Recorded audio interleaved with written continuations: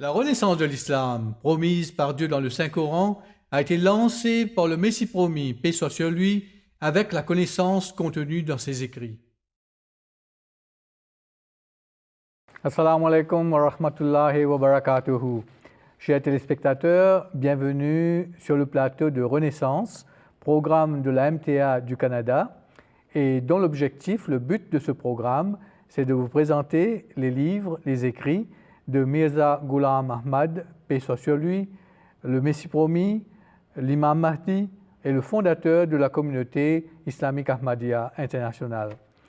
Et j'ai avec moi ce soir sur le plateau, j'ai l'honneur d'avoir le Maulana Abdul Rashid Anwar Sahib, qui est un érudit, un docteur en matière de religion, qui a fait des études au Pakistan pendant 7 ans, et par la suite, il a aussi fait des études à l'Université de Lille en France. Après cela, Maulana Sahib a été pendant très longtemps en Afrique. Il a été en Côte d'Ivoire et avec les pays avoisinants. Et par la suite, après cela, il est venu ici au Canada et présentement, Maulana Abdul Rashid Anwar est responsable au Canada de la région du Québec et des Maritimes. Maulana Sahib, assalamu alaikum. Assalamu alaikum wa rahmatullahi wa barakatuhu. Et donc, on va continuer. Comme vous avez dû voir dans les 2 émissions précédentes, nous avons déjà commencé à faire une présentation de toute l'œuvre de Mirza Ghulam Ahmad, le Messie promis, paix soit sur lui, et nous avons expliqué pourquoi c'était important les livres qu'il a écrits, de les étudier. Et nous avions aussi commencé avec un de ces livres, La philosophie des enseignements de l'islam, qui est un livre qui contient 5 grandes questions. Et dans les 2 précédentes émissions, nous avons déjà examiné la première question. Il nous reste maintenant à examiner le reste de ces questions. Et ce soir, on va commencer, Maulana Sahib, avec la 2e question, qui est « Quelle est la condition de l'homme après la mort ?» Quelle est cette histoire de enfer, paradis, dont les gens craignent ou bien ils attendent à voir le paradis? Quelle est la réalité derrière ces notions, ces concepts? Tout d'abord, il faut comprendre que c'est un livre extraordinaire. C'est un livre efficacement écrit sur les enseignements de l'islam. Et ça présente vraiment la beauté de l'islam. C'est comme un bouquet. Et parmi les fleurs de ce bouquet, nous arrivons à trouver la réponse de cette question. Cette question est très importante parce que chaque homme vivant, il pose la question qu'après ma mort, qu'est-ce qu'il va devenir avec moi? Qu'est-ce qui va se passer avec moi? Et chaque prophète a essayé de répondre, et chaque livre religieux essaye de répondre à cette question, et cette question avait été posée dans la conférence qu'on a parlé. Et ici, dans ce livre précis, le Messie promis, que la paix et la bénédiction d'Allah soient sur lui, il répond à cette question d'une façon vraiment efficace. Alors, qu'est-ce qu'il nous dit? Il dit que ce n'est pas un nouvel état. La vie à l'au-delà, ce n'est pas un nouvel état.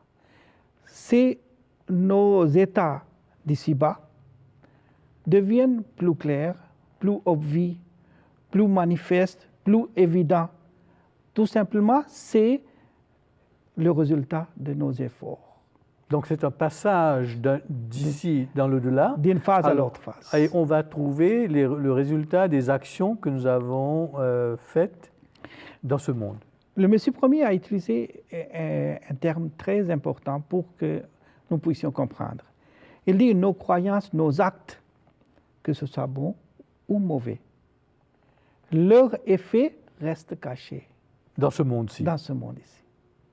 Mais lorsqu'on ira à l'au-delà, ça veut dire on va changer de la phase, on va rentrer dans la 2e phase, ces venin et ces antidotes des actes qui restaient cachés dans ce monde vont devenir plus clairs, plus manifestes.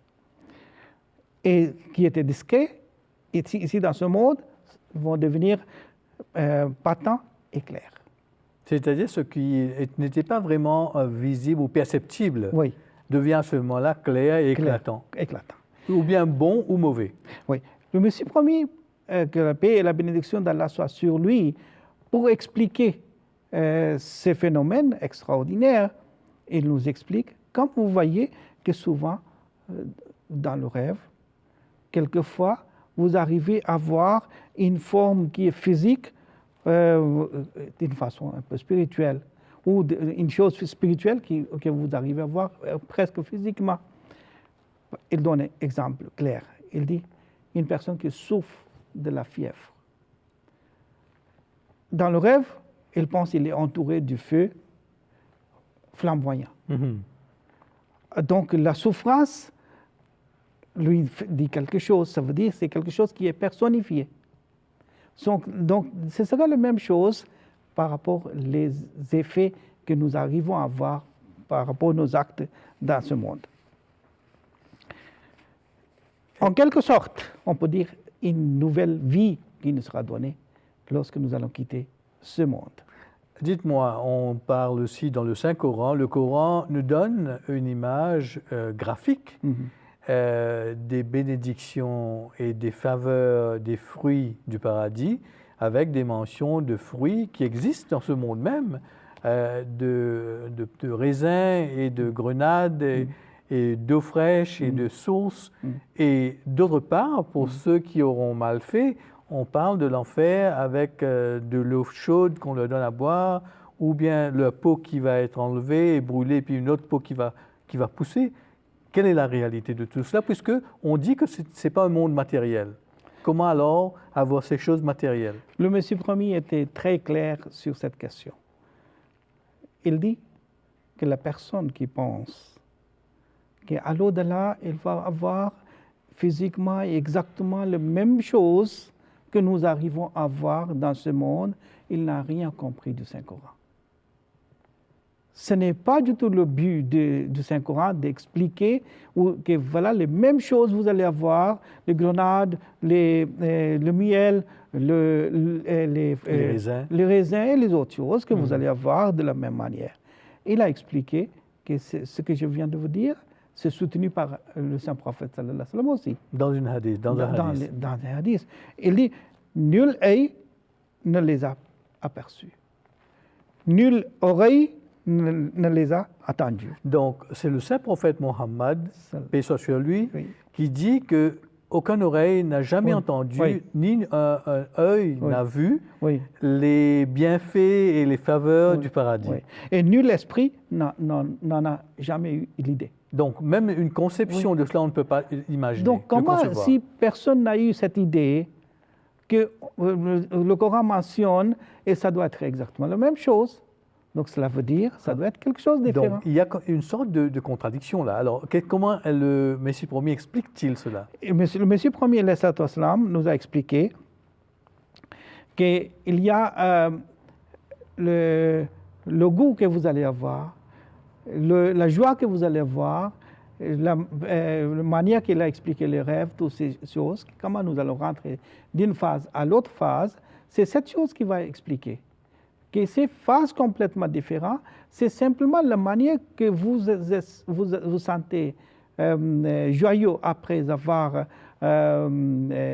dégusté ces choses, le même genre de joie, ou mieux que ça, beaucoup mieux que ça que vous allez avoir. Alors ça, c'est la notion, je crois, comme vous l'avez dit plus tôt, c'est que, étant donné qu'on ne peut pas voir, on n'a jamais vu ou conçu ce qu'il y a dans le paradis, pour pouvoir nous donner un aperçu de cela, Dieu utilise des sensations ou des expériences que nous avons vécues ici pour nous donner une idée de ce que cela va être dans l'autre monde. Et ça aussi, ça pose en même temps la question, quel sera l'état de l'enfer et du paradis. Oui. Le Messie promis nous a dit clairement ici aussi que ce sont des reflets de la vie de l'homme que nous allons voir dans l'autre monde. Donc, si on vit dans l'obscurité ici, ça va être reflété? Reflété, c'est par rapport à nos actes, par rapport à nos croyances. D'accord. Donc, certainement, c'est quelque chose qui sera concret. On ne peut pas dire que ce n'est pas concret, c'est imaginaire. Ce ne serait pas quelque chose d'imaginaire, mais toutes ces choses que nous allons comprendre seront différentes par rapport à notre compréhension de ce monde ici. D'accord. Et je crois qu'il y a d'autres points qu'a soulevé le Messie promis dans cette première grande question. Est-ce que on pourrait maintenant en discuter, en parler brièvement? Il a parlé quelque chose de très intéressant, très important. Et c'est par rapport les types de savoir. Et il a, avec ça, expliqué quel type de savoir nous ne pouvons pas avoir dans ce monde et que nous allons avoir à l'au-delà. Et quel type de savoir que nous pouvons avoir dans ce monde seulement. Quel type de savoir que nous pouvons avoir dans le barzakh que je vais expliquer tout à l'heure. Donc, on parle de connaissances, de savoir. Il y a 3 types de savoir, Okay. selon le Saint-Coran, le Messie premier, que la paix et la bénédiction d'Allah soient sur lui, il nous a expliqué. Premier type de connaissance, c'est la certitude au niveau de la raison, où on arrive à déduire ou conclure quelque chose à partir de raisonnement. D'accord. C'est ça l'exemple où il a donné que si on voit une fumée, on peut déduire qu'il y a un feu. Je reviens vers cet exemple après. Oui, D'abord, oui. je vais citer simplement les noms de ces... Et il l'a appelé, selon le Saint-Coran, ilmul yaqin. Deuxième type de connaissance ou de savoir qu'il a dit, c'est certitude au niveau de vue. On a vu quelque chose. On a vu quelque chose, on est témoin oculaire Oui. de quelque chose, c'est là aussi, c'est une certitude. Deuxième niveau de... Deuxième niveau Oui. de certitude, de savoir, Oui. et on atteint un degré supérieur. D'accord. Maintenant, troisième degré, ce qui est degré absolu de la connaissance, c'est lorsqu'on vit une expérience. Oui. Il explique maintenant d'une façon illustrée cette image. Il dit, tout d'abord, vous avez la connaissance ou le savoir de la raison. Une personne qui voit de loin une maison, la fumée est en train de sortir, il dit, certainement, il doit avoir un feu là-bas. D'accord. Parce que l'intelligence lui dicte, dit qu'il ne peut y avoir fumée sans feu. Donc il arrive à conclure que certainement il doit avoir feu. Donc ça, c'est le premier type de savoir. C'est basé sur un raisonnement. Raisonnement. OK. Et si je vais encore dans le détail un peu, que ce savoir, on peut avoir dans ce monde seulement. Tout à fait, d'accord. Où on a besoin de raisonnement. D'accord. Maintenant, le deuxième type de savoir. Deuxième type de savoir, où le Messie premier, il a dit que lorsqu'une personne approche de la maison où il y avait le fumée, et il voit le feu. Il voit les flammes oui. sortir. Ah, certainement, il y a eu le feu. Donc, c'est une confirmation, mais maintenant de façon visuelle. Visuelle. Et on peut dire peut-être qu'il s'est trompé par rapport à voir quelque chose qui n'existe pas. Quelqu'un peut dire. Oui. Mais quand même, c'est mieux par rapport au raisonnement, c'est deuxième degré. D'accord. Et maintenant, il va voir le feu, il se jette dedans. Lorsqu'il est brûlé, maintenant, c'est sûr que c'était le feu. C'est par sa propre expérience. Oui, sa propre expérience. Il a fait cette expérience. Maintenant, cette expérience, d'une façon claire, on ne peut avoir qu'à l'au-delà. Donc, cette expérience, on peut l'avoir dans ce monde-ci ou dans l'au-delà? De façon parfaite. C'est dans l'au-delà. D'accord. Ouais. Et il y a barzakh au milieu. Barzakh, c'est l'état de l'homme entre la mort et le jour du jugement. Du jour du jugement. Donc, barzakh veut dire que la personne va voir comme si une personne qui voit de loin les flammes, de la même manière, il va voir les récompenses aussi, il va voir aussi les châtiments aussi par rapport à ces actes qu'il a posés dans ce monde. D'accord, ok. Donc c'est un état entre les deux, mais où il a déjà des sentiments ou un aperçu de loin de ce qui l'attend. Oui. D'accord. Est-ce qu'on peut continuer maintenant? Mais en expliquant ce mot, barzakh, il a soulevé un point très intéressant. Il a dit « Arabe est la mère de toutes les langues ». C'est intéressant. Ici, on ne peut pas vous donner tous les détails, parce que nous allons examiner le livre Minanur Rahman, dans lequel il a détaillé, il a donné tous les exemples pour prouver que l'arabe est la mère de toutes les langues. En fait, c'est une question qui a agité l'esprit des chercheurs pendant très longtemps. Ils ont cherché les langues, est-ce que c'est l'hébreu ou bien c'est le sanskrit. Oui. Mais finalement, tous les spécialistes se sont tus parce qu'ils n'ont pas trouvé la réponse. Autrement, s'ils avaient trouvé, ils auraient crié haut et fort. Oui, oui. Mais maintenant, c'est le Messie promis, Mirza Ghulam Ahmad, sur la base de la connaissance qu'il reçoit d'Allah, de Dieu, qui affirme que la mère de toutes les langues, c'est l'arabe. Voilà. Mais il a fait certaines déclarations. Certaines déclarations par rapport à ces choses. Et ces déclarations seulement, on va énumérer. On ne va pas donner les preuves aujourd'hui, mais le jour que nous allons examiner le livre Minanur Rahman, nous allons parler de ça. Alors, Minanur Rahman, c'est les faveurs du Dieu gracieux. Dieu gracieux. Le Messie promis déclare dans ce livre que les mots arabes proviennent de la bouche de Dieu. C'est-à-dire que la langue arabe, oui, langue arabe, c'est la parole de Dieu. Ces mots proviennent de la bouche de Dieu. C'est une grande déclaration, très grande déclaration. Après, il dit, seule la langue qui a distinction d'être la langue de Dieu. Naturellement, on imagine que quand on parle de la bouche de Dieu, ce n'est pas physique, mais c'est-à-dire que cela provient directement de Dieu. Ceci explique pourquoi on parle de ce point ici. Pourquoi le Messie promis, que la paix et la bénédiction d'Allah soient sur lui, il a parlé de ce point dans ce livre. C'est parce qu'il faut qu'après la mort, on sache quelle langue on va parler aussi. Donc c'était important dans ce sens. D'accord. Troisième déclaration qu'il a faite, c'est la plus ancienne des langues. Mais ça coule de source, n'est-ce pas? Oui. Si c'est la mère doit précéder toutes les autres langues. Quatrième déclaration qu'il a faite, que cela constitue la source de toutes les sciences. C'est une grande déclaration aussi, ça reste à prouver bien sûr. Maintenant, ce que nous avons dit au départ, cette déclaration aussi est faite directement dans ce livre, que la mère de toutes les langues. C'est ça. Arabe est la mère de toutes les langues. Et donc, en temps et lieu, au cours de ce programme, dans une autre émission, c'est un des livres que nous allons examiner en détail. Et la dernière déclaration qu'il a faite par rapport à la langue, c'est que le premier et dernier trône de la révélation divine. Premier et dernier trône de la révélation divine. Comme le Saint-Coran, le dernier livre, est révélé dans la langue arabe. C'est pour cette raison, c'est le trône de la révélation d'elle. D'accord.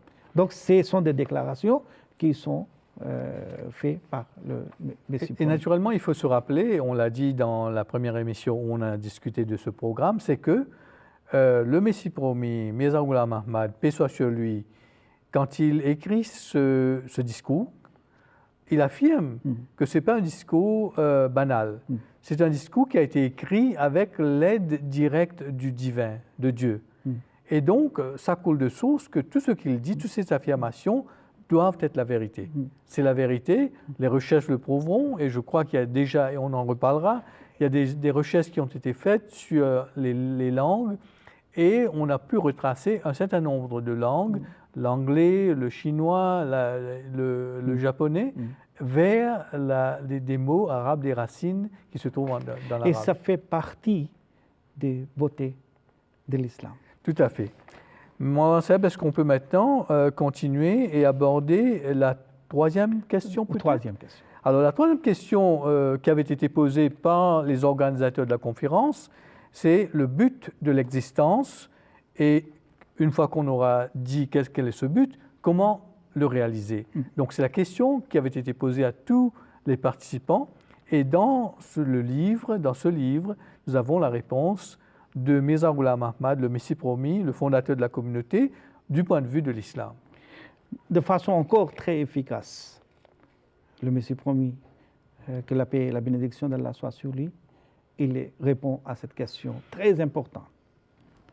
Il dit, le Saint-Coran mentionne que le but de l'existence de l'homme, c'est que Dieu lui a créé les djinns et les hommes, que il n'a créé que afin qu'il m'adore. C'est-à-dire que Dieu a créé les djinns et les hommes Oui. uniquement, seulement afin pour qu'ils l'adorent, pour ils qu'ils adorent ouais, Dieu. adorent Dieu. Et si la question se pose, pourquoi c'est Dieu qui fixe cet objectif? L'homme lui-même, il est un être créé. Il ne peut pas fixer son propre but pour lequel il a été créé. C'est le Créateur qui devait le faire. Et donc c'est pour cela, Allah a dit dans le Saint-Coran que je vous ai créé afin que vous m'adoriez.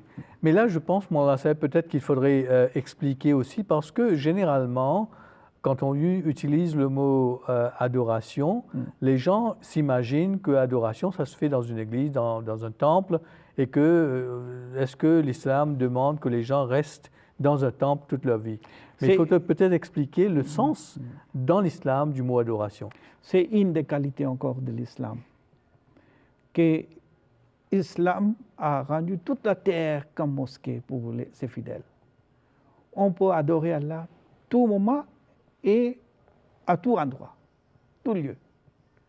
Donc c'est aussi une beauté de l'islam. Donc ce n'est pas seulement les jours fixes, seulement les lieux fixes. Vous pouvez aller n'importe quel endroit pour les prières, endroit propre bien sûr, ou pour les prières. Mais en même temps, je crois qu'il y a l'autre notion dans l'islam du fait que quand on utilise nos capacités et les facultés que Dieu nous a données dans la façon dont il veut que nous l'utilisions, à ce moment-là, cela devient aussi adoration. Oui. Et je crois qu'il y a ce hadith du prophète Mohammed, paix soit sur lui, que quand une personne donne à manger une cuillère à manger, une bouchée à sa femme avec amour, cela aussi c'est adoration. Bien sûr, c'est tout à fait exact, mais je vais vous expliquer aussi que Allah, un côté, il a dit, je vous ai créé pour que vous m'adoriez. Deuxième côté, il a dit, inna dina indallahi l'islam, que la religion d'Allah, aux yeux d'Allah, c'est l'islam. La soumission totale. Soumission totale. Et c'est l'islam qui va vous expliquer comment adorer Allah aussi. C'est pour cette raison, Allah nous a choisi une religion qui est l'islam pour ces hommes. Allah dit encore dans le Saint-Coran que Zalika dinul qayyim, que ça c'est une religion qui perdure. C'est la religion qui est là pour perdurer. Dans l'espace et dans le temps. Ça veut dire dans l'espace, dans le temps, dans toutes les situations. Oui. Cela veut dire que l'islam, s'il vous a demandé à adorer Allah, il ne peut pas avoir de situation où vous n'arriverez pas à l'adorer. Les conditions qu'il a données, dans toutes ces conditions, vous pourriez l'adorer. En fait, les enseignements de l'islam sont totalement calqués sur la nature de l'homme, sur la nature. Oui. Il n'y a rien qui serait contre. Oui. Lorsqu'on examine les facultés de l'homme, Dieu a donné ces facultés aussi à l'homme. Qu'il puisse adorer. Pour adorer, qu'est-ce qu'il faut? Avoir l'amour parfait de Dieu. Il a ces capacités d'avoir l'amour d'Allah. Dédier complètement ou sacrifier ce qu'on possède pour Allah. Ça aussi, ça fait partie des qualités qu'on a besoin pour adoration d'Allah. Tout à fait. Et je crois qu'il y a aussi cette notion dans l'islam, n'est-ce pas, du fait que l'homme a été créé, qu'il a des actes, il a des devoirs envers Dieu et il y a des devoirs envers ses semblables. Oui, et que tout cela fait partie de l'adoration. Oui, et cette soumission totale. Oui. Donc quand on examine l'islam de ce point de vue, et cette déclaration que l'homme a été créé uniquement pour l'adoration de Dieu, tout cela est englobé dedans. Tout à fait, tout à fait. Maintenant, comment on peut accomplir ce but? Ce but, c'est aussi très important. Que si Allah nous a demandé de m'adorer, comment l'homme peut être capable d'adorer? Comment peut-il vraiment totalement Premier faire cela? aspect, c'est qu'il faut être capable d'identifier son Créateur. Si on n'arrive pas à identifier son Créateur, on ne peut pas adorer Allah. D'accord. Donc, le Coran et l'islam est un livre qui aide l'homme à voir clairement les qualités de Dieu et à identifier Dieu. Oui. Pour identifier Dieu, pour connaître à qui on doit adorer, Allah dit, il faut que vous sachiez mes qualités, mes attributs. Quelles sont ces qualités? Il est unique, il est grand, il est Sage. majestueux, il est sage. Tous les autres attributs qui sont mentionnés dans le Saint-Coran. Tout à fait. Mais surtout, ce qui est mentionné dans Surat Al-Ikhlas, chapitre Al-Ikhlas. Dans ce chapitre, Allah dit, Allah est unique. Allah est celui sur qui tout dépend. Que tout se plie. Allah est celui qui n'a engendré personne, il n'est engendré par personne. Et personne ne peut être égal à lui. D'accord. Ce sont des qualités fondamentales. Et je pense que effectivement, le Coran est un livre qui ne laisse pas l'homme aller chercher Dieu comme si essayer d'aller imaginer où est Dieu. Oui. Le Coran est clair et dicte et donne à l'homme des façons de pouvoir identifier Dieu directement. Ça continue. Je vais seulement ajouter un petit point. Après, je crois que nous allons continuer ça dans le prochain programme. Il faut savoir aussi ses bienfaits. Il faut savoir aussi ses bontés. Donc, il faut avoir la reconnaissance et être reconnaissant envers Dieu. Et ces bontés, ces bienfaits sont surtout mentionnés dans les premiers versets de Surat Al-Fatiha. Par exemple, il est Rabbil Alamin, il est le Seigneur de tout le monde, il est gracieux, il est miséricordieux, il est le maître du jour de jugement. Donc, tous ces points, si on arrive à comprendre véritablement, on ne peut qu'adorer Allah. D'accord. Je crois que mon Saheb, mon Abdul Rashid Anwar Saheb, nous avons presque terminé le temps qui nous est imparti. On va remercier notre auditoire d'être resté avec nous. Nous espérons que nous avons pu vous donner goût de ce qu'il y a dans le livre, la philosophie des enseignements de l'islam, et que vous allez vous être intéressé à suivre notre émission pour les questions qui restent avec ce livre et pour les autres épisodes de ce programme. Merci beaucoup. Assalamu alaikum, Mawlana Saheb. Assalamu alaikum wa rahmatullahi wa barakatuh.